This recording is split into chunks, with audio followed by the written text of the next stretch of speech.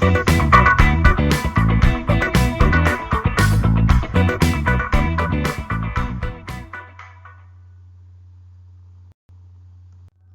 everyone. In this video lecture, we are going to discuss about the subject Information Theory and Coding, the first module. Topics covered in this lecture video will be Introduction to Information Theory and Coding and the block diagram of a communication system. Information. What do you mean by information? Information is nothing but the knowledge which is obtained from investigation, study or instructions. Some of the examples for informations are books, news, signals, etc. By reading the books, we can gain the knowledge about the subject. News. By reading the newspapers or journals, we can get the knowledge about the outside world. Signals. By looking at the signal, we can observe that whether it is an analog signal, digital signal, whether it is an amplified version of the given signal and so on. So information is basically nothing but a knowledge. Coding theory is the study of properties of codes and their respective fitness for specific application. Coding or codes are used for data compression, cryptography, error detection and error correction, data transmission and data storage. Coding is required for efficient transmission of data over the channel. That is, if we try to transmit the data as it is, it will consume more number of bandwidths. Here is an example where we try to encode the message M, A, T and T into its equivalent binary form.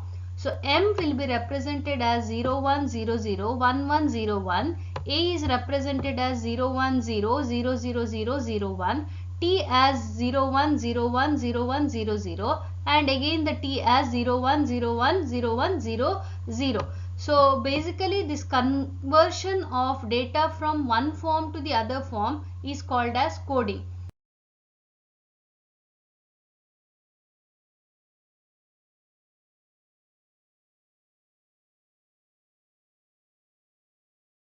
Let us consider an example where the symbols are going to be represented by an 8-bit pattern where the symbol A is given as filled, empty, filled and empty square box. Similarly, the symbol B, C and so on up till the letter Z. Can you figure out what the message says? So we are trying to decode the given message into its equivalent form. So this is nothing but decoding of a given message. So just we'll try to see the first pattern which is in this form and we'll try to compare it with the given chart above. So if you see this, this particular pattern, that is filled, empty, filled, empty is nothing but it is going to be represented by the letter C. So the first pattern will be C. Next we'll see the second pattern here. So if you try to compare it with this particular pattern, that is filled, empty, empty, it is nothing but the symbol I think it will be O. So we are going to get the symbol as O. The third pattern, that is this particular pattern, if you try to compare it with the above chart, we are going to get the letter I think it will be the letter D. So it is D. Next the third pattern, that is this particular pattern, if we try to compare with the above value, it will be the symbol E. So we are going to get the next letter as E. The fifth one, that is if we try to compare this particular pattern with the symbols given in this particular chart above here, it will be the letter, I think it will be I. So we are going to get it as I. The next pattern, this particular pattern, if you try to compare, it will be, I think it will be S. So you are going to get S. The next one, that is this particular pattern, if you try to compare, we are going to get the answer as, I think it will be F. So you are going to get it as F. The next one is this particular pattern. If you try to compare it with the above, you are going to get the symbol as U. And the last one, that is this particular pattern, you are going to get it as N. So the encoded message will be message as code is fun. So this is a simple form where we are going to decode the given message by comparing it with the encoded pattern. We'll discuss about the block diagram of communication system. What is communication? Communication basically involves exchange of information through transmission of information from one point to another. The transfer of information can be through wired or wireless channel. So there are three elements in a communication system. The first one is transmitter, the second one is channel, and the third one is receiver. So we'll see one by one. So first block diagram in a communication system is information source. So what do you mean by this information source? Information source is a source which produces messages. These messages can be electrical signals such as voltage or current, or it can be a speech or a picture or a music message. So information source can be categorized into two groups, analog source and digital source. Examples of analog source are a microphone, a TV camera, a system which produces continuous amplitude electrical signal. Digital source examples are a computer which consists of a sequence of discrete symbols or letters. So most of the time the signals are analog in nature, which we need to convert it into digital form by sampling and quantization. So the discrete source are the source which is going to emit the symbols as S1, S2 and so on.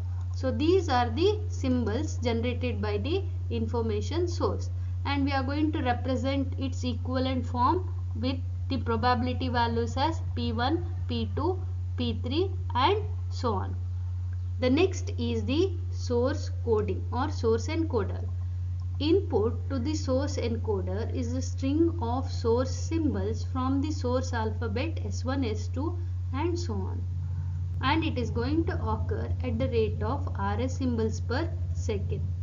Source encoder converts this symbol source into its equivalent binary forms as zeros and ones. So binary coding is usually preferred because it has high efficiency of transmission and also they can be transmitted over the channel. There are two types of source encoding: fixed length coding and variable length coding. Fixed length coding is preferred when the symbols are going to occur with equal probabilities, statistically independent sequence. Variable length is usually preferred because the symbols cannot occur in equal probabilities and most of the time it will be unequal in nature. During this time or during variable length coding, we have to define the block size, the length of the code, average code word length and efficiency. We'll discuss this when we are doing the coding techniques. The next one is the transmitter. Transmitter, it couples the input message signal to the channel. So signal processing operations performed by this transmitter includes amplification, filtering and modulation. Modulation is a process designed to match the properties of transmitted signal to the channel through the use of carrier wave. The next block diagram is the channel. It provides an electrical connection from source to destination. It can be either a wired channel or it can be a free space wave. So channels have finite bandwidth due to physical limitation. It suffers amplitude and phase distortion.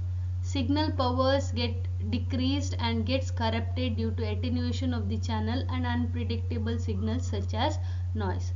So the basic objective of the communication system design is to suppress the ill effects of noise as much as possible when binary symbols are transmitted over the channel. The effect of noise is nothing but conversion of zeros to ones and ones to zero. So which we need to be careful about. The next one is the receiver. Function of the receiver is to identify the symbol sequence and match it with the correct sequence. The next one is the source decoding. Decoder converts the output of channel into the symbol sequence. Design of decoder for fixed length coding is simple, whereas for variable length coding is complex.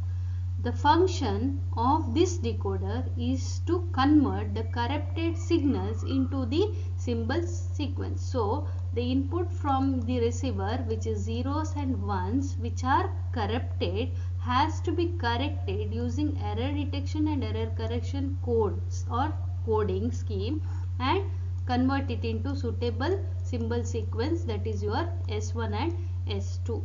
So if you see this whole block diagram, we have different parts. So the first block is nothing but your module 1 in your syllabus.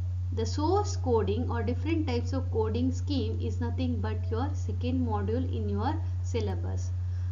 The third module deals with the different types of channels, its representation, channel capacity and so on. So these channels are basically nothing but third module in your syllabus.